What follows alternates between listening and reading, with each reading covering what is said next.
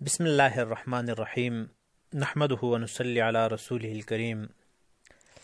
میرے عزیز طلبہ، ہمارے اس نصاب میں سلیبس میں ایک ٹاپک ہے اسلام اور معیشت۔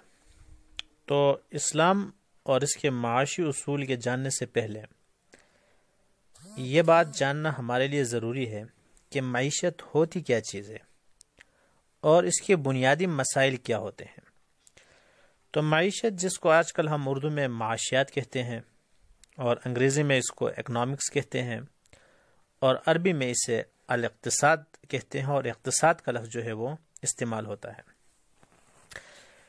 تو تقریباً ہم میں سے ہر ایک جانتا ہے کہ انسان کی ضروریات اور انسان کے خواہشات جو ہیں وہ بہت زیادہ ہیں، اور انسان کے پاس جو وسائل ہیں وہ ان کے مقابلے میں بہت کم اور مختصر ہوتے ہیں۔ اور یہ بات ذہن میں رہے کہ اکنامکس کی زبان میں جب ہم خواہش وغیرہ یہ جتنی باتیں ہیں یہ سب ضروریات میں شامل ہیں۔ تو جب ہم ضروریات کے ہیں تو اس میں عام جو اس کو ہم ضرورت سمجھتے ہیں وہ بھی شامل ہے، اور انسان کی جو خواہش ہوتی ہے وہ بھی شامل ہوتی ہے۔ بہرحال خلاصہ یہ ہوا کہ انسان جو ہے اس کی ضروریات اور خواہشات جو ہیں وہ بہت زیادہ ہیں، اور عام طور پر انسان کے پاس وسائل جو ہیں وہ بہت کم ہوتے ہیں۔ تو اب اقتصاد اور اکنامکس کا معنی یہ ہے کہ ان وسائل کو اس طریقے سے استعمال کیا جائے کہ ان کے ذریعے زیادہ سے زیادہ ضرورتیں پوری ہو سکیں۔ تو اس علم کو اکنامکس، اقتصاد یا معیشت کہتے ہیں۔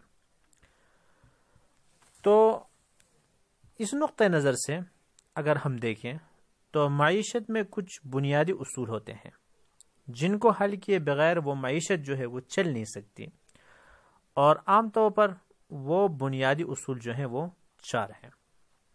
نمبر 1، ترجیحات کا تعین، اور دوسرا جو ہے وسائل کی تخصیص، اور تیسرا جو ہے آمدنی جو ہے اس کی تقسیم، ڈسٹریبیوشن آف انکم، اور چوتھی چیز جو ہے وہ ترقی یعنی ڈیولپمنٹ۔ تو یہ 4 چیزیں جو ہیں میرے قابل احترام طلبہ اکرام، یہ معیشت کے بنیادی اصول ہیں، یعنی ترجیحات کا تعین، وسائل کی تخصیص، آمدنی کی تقسیم اور ترقی۔ تو ترجیحات کا جو تعین ہے اس کا مطلب یہ ہے کہ اس کا خلاصہ کہ انسان کی ضروریات اور خواہشات بے شمار ہیں، جیسے کہ ہم نے شروع میں عرض کیا۔ اس کے مقابلے میں وسائل محدود ہیں۔ ظاہر بات ہے کہ ان محدود وسائل کے ذریعے تمام ضروریات اور خواہشات کو تو پوری نہیں کی جا سکتی، لہٰذا کچھ ضروریات اور خواہشات کو مقدم کرنا پڑے گا اور کچھ کو مؤخر کرنا پڑے گا۔ لیکن کون سی ضرورت کو مقدم کیا جائے اور کون سی ضرورت کو مؤخر کیا جائے؟ مثلا ایک آدمی کے پاس جو ہے 10,000 روپے ہیں، اب اس 10,000 روپے سے اس کو آٹا بھی خریدنا ہے، کپڑوں کی بھی ضرورت ہے، اور کسی خواہش یہ بھی ہے کہ کسی ہوٹل میں بیٹھ کر ریفریشمنٹ کھانا وغیرہ پر وہ کیا کرے، خرچ کرے، کہیں چکر وغیرہ مثلا لوٹکو کی طرف، گولین گول کی طرف، یا اس طرح بمبریج جانے کا وہ ارادہ کریں۔ تو آپ اس میں دیکھیں بعض چیزیں تو واقعی ضرورت ہیں اس کی، جس پر زندگی کا دار و مدار ہے، بعض ان میں سے خواہشات ہیں۔ تو لہٰذا اب یہ 10,000 روپے میرے پاس ہیں، تو اب ان 10,000 روپے کو سامنے رکھ کر مجھے یہ فیصلہ کرنا ہے کہ میری جو بنیادی جو ضرورت ہے، جو سب سے پہلے مجھے اس پیسے سے حل کرنا ہے، وہ کون سی چیز ہے، دوسرے نمبر پر کون سی چیز ہے، تیسرے نمبر پر کون سی چیز ہے۔ تو یہ کہلاتا ہے ترجیحات کا تعین۔ اسی طرح دوسری چیز جو ہے وسائل کی تخصیص۔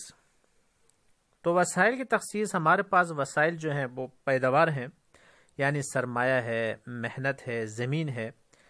تو اب سوال یہ ہے کہ ہم ان کو کن کاموں میں کس مقدار میں لگائیں۔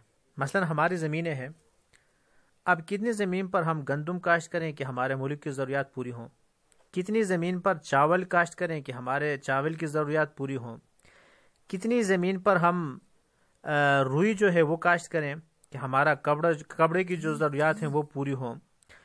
تو اس طرح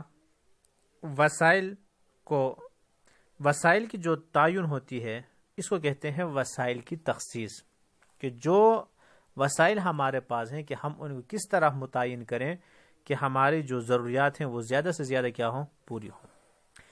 اس کے بعد تیسری چیز جو ہے آمدنی کی تقسیم، ڈسٹریبیوشن آف انکم، جو ہے کہ آمدنی یا پیداوار کی تقسیم جو ہے کہ اگر ہم وسائل کسی کام میں لگاتے ہیں تو اس کے نتیجے میں جو پیداوار حاصل ہوتا ہے، جو آمدنی حاصل ہوتا ہے، تو اب سوال یہ ہے کہ اس کو کس طرح معاشرے میں تقسیم کیا جائے، کس بنیاد پر تقسیم کیا جائے کہ ہر ایک کو اس کو صحیح حق ملے۔ اس کو معیشت کی اصطلاح میں آمدنی کی تقسیم یا ڈسٹریبیوشن آف انکم کہتے ہیں۔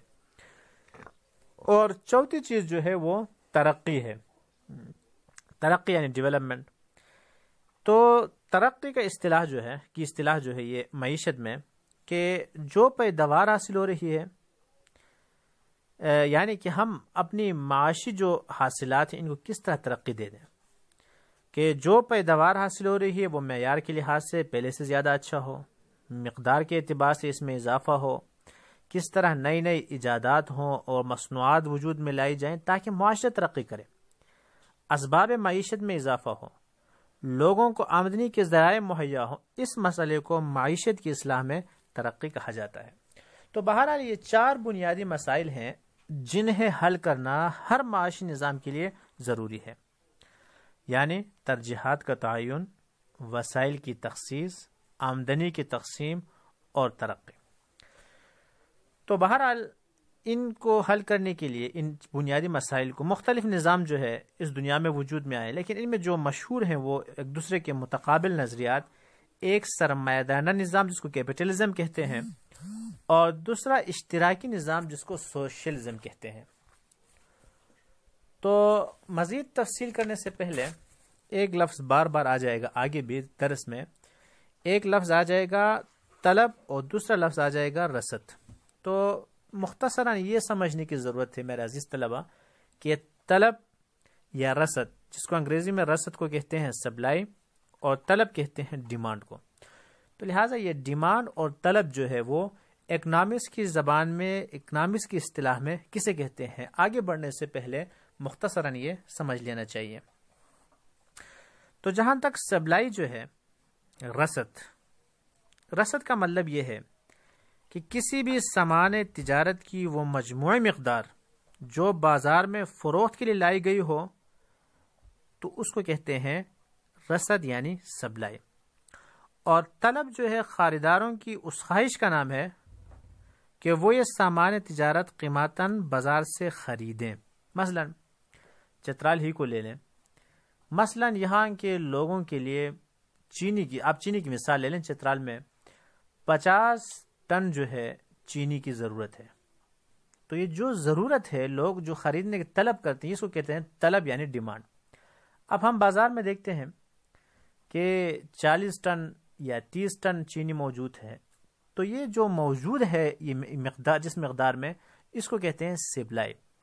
تو گویا کہ اگر اس کی مقدار کم ہے تو چترال میں چینی کی جو وہ ہے ڈیمانڈ جو ہے وہ زیادہ ہے اور سپلائی جو ہے وہ کیا ہے، کم ہے۔ تو ظاہر بات ہے کہ تقاضا یہ ہے کہ پھر قیمتوں میں کیا ہوگا، اضافہ ہوگا۔ اور بعض اوقات الٹا ہوتا ہے، مثلا چترال کے شہر کے اندر ضرورت جو ہے وہ 50 ٹن چینی کی ہے، لیکن یہاں مقدار جو ہے 80 ٹن ہے، تو ظاہر بات ہے اب سپلائی جو ہے وہ زیادہ ہے اور ڈیمانڈ جو ہے وہ کیا ہے، کم ہے۔ تو بہرحال خریداروں کی جو ضرورت ہوتی ہے اس کو ہم طلب یا ڈیمانڈ کہتے ہیں، اور مارکیٹ میں وہ چیز جس مقدار میں پائی جاتی ہے اس کو ہم کیا کہتے ہیں، سپلائی کہتے ہیں۔ تو بہرحال یہ مختصر تعارف ہے معاشیات کا اور اس کی بنیادی جو اصول ہیں، بنیادی جو اس کے مسائل ہیں ان کے بارے میں، اور مختصراً ہم نے طلب اور رسد کے بارے میں گفتگو کی، اور مزید ہم جو ہے دوسرے لیکچر میں آگے چل کر ہم مختصراً جن 2 نظاموں کا ہم نے ذکر کیا ہے